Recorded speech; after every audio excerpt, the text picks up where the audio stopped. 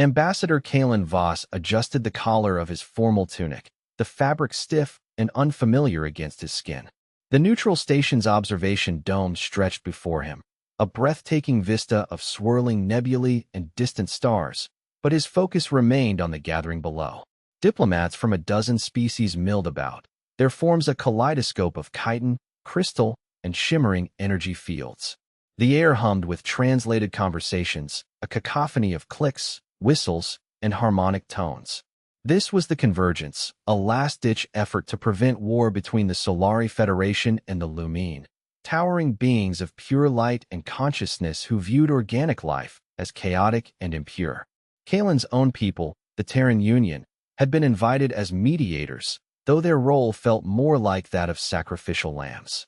The Lumine had made it clear they found humanity's physical form repulsive, a fleeting bag of meat and bone. Yet here they were, their delegates dressed in their finest, hoping reason could pierce the Lumine's disdain. Commander Eva Rostova stood near the refreshment table, her posture rigid, her eyes scanning the crowd with the precision of a predator. She wore the standard Terran diplomatic uniform, but beneath the formal jacket, her combat synth weave was activated, plates of hardened polymer interlaced with micromuscles. The Lumine's presence was a palpable pressure, a low thrum that vibrated in her bones, a sensation they described as the resonance of their collective will. To humans, it was just noise, but it left her feeling perpetually on edge. She watched Ambassador Voss engage a Lumine delegate, the being a shifting column of golden light, its voice a series of resonant chimes that made the nearby glassware hum. Eva's own translator struggled with the subtleties, rendering the Lumine's words as cold, logical pronouncements.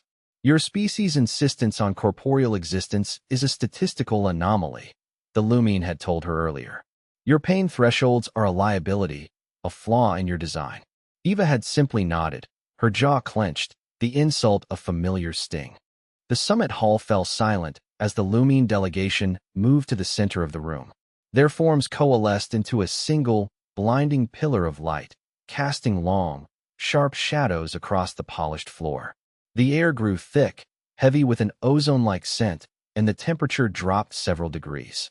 Ambassador Voss stepped forward, his voice amplified by the station's acoustics, though it seemed to shrink in the face of the Lumine's presence. "We are gathered here today to seek a path to peace," he began, his hands clasped behind his back. "The Terran Union proposes a mutual non-aggression pact, monitored by the Conclave." The Lumine's response was not a voice, but a wave of pure pressure, a mental shove that sent several delegates stumbling. Eva felt it like a physical blow, her breath catching in her throat. The message was clear, they were not equals. They were insects to be tolerated or crushed. Eva's fingers twitched at her sides, her mind racing. She had anticipated hostility, but this was different. The Lumine were not merely dismissive, they were actively hostile, their very presence an act of domination. She glanced at the security team, a mix of humans and other species, their weapons holstered but their hands near the triggers. The station's AI, a neutral entity named Arya, had warned of escalating tensions, but no one had expected this. Eva's thoughts turned to the one advantage humans possessed, the one thing the Lumine could not comprehend: resilience. While they existed as pure energy, untouchable and invulnerable to conventional weapons, humans could endure what they could not. Pain was a language they understood, a sensation they could process and survive. Eva had a plan, a desperate, insane idea that had been brewing in the back of her mind for months, ever since the first Lumine attack on a Terran colony. The Lumine's pressure wave intensified, and a nearby diplomat, a crystalline being named Zorvith, shattered. Pieces of its body clattered to the floor, the sound echoing in the stunned silence. Panic erupted. Delegates scrambled for cover, their translators spitting out garbled alerts. Eva moved, her training taking over. She shoved Voss behind a reinforced pillar, her own body shielding him. The Lumine's attention was now on them, the pillar of light pulsing, gathering energy. Eva knew they were about to be incinerated. She reached into a hidden compartment in her jacket, her fingers closing around a small, smooth device. It was a prototype, a last resort, something the science division had developed in secret. It was called a resonance dampener, and it was designed to exploit one of the Lumine's few weaknesses, their inability to process high-frequency physical vibrations. Eva activated the device. It hummed in her hand, a low, thrumming vibration that seemed to fight against the Lumine's oppressive presence. She pressed it against the pillar, her hand trembling. The Lumine's light flared, and Eva felt a searing pain as the energy surged through her synthweave plates glowing red-hot. But she held on, gritting her teeth, her body absorbing the shock. The dampener's frequency began to climb, a high-pitched whine that only she could hear, a sound that vibrated her teeth in her skull. The Lumine's light flickered, the column wavering. For the first time, they showed a reaction not of disdain, but of confusion. Their pressure wave faltered, and Eva seized the moment, shoving the dampener deeper into the pillar. The light exploded in a blinding flash, and Eva was thrown backward, her arms screaming in agony, but alive. The hall was in chaos. Delegates huddled in corners, their forms a mix of fear and anger. The Lumine's light had dissipated, leaving behind a faint, shimmering afterimage that pulsed weakly. Eva lay on the floor, her arm a mangled mess of burnt flesh and melted synthweave, but she was alive. She pushed herself up, her breath ragged, and saw Voss staring at her, his face pale. "What was that?" he whispered. Eva didn't answer. She stumbled toward the Lumine's afterimage, the dampener still clutched in her good hand. The other delegates watched in horror as she raised it, preparing to strike again.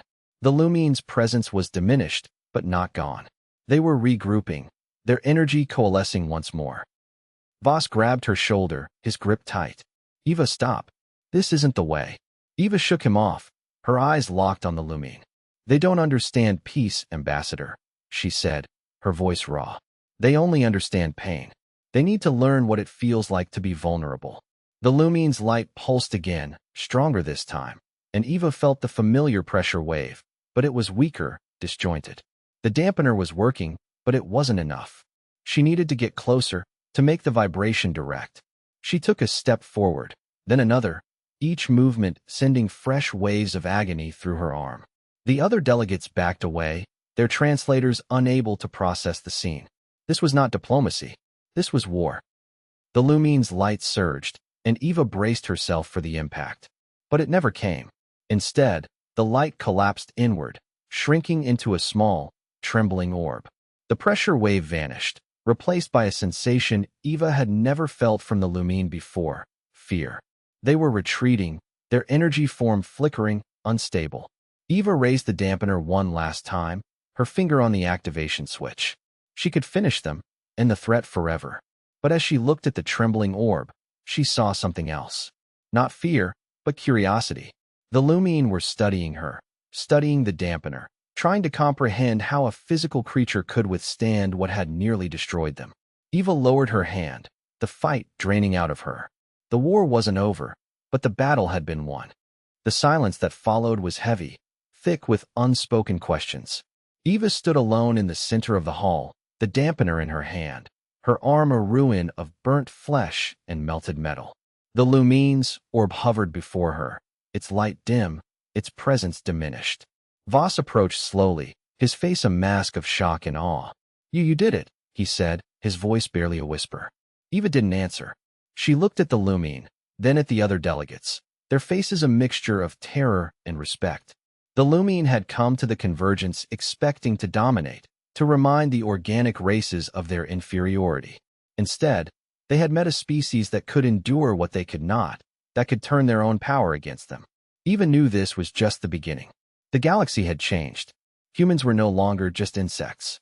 They were something else entirely, something the Lumine could no longer ignore.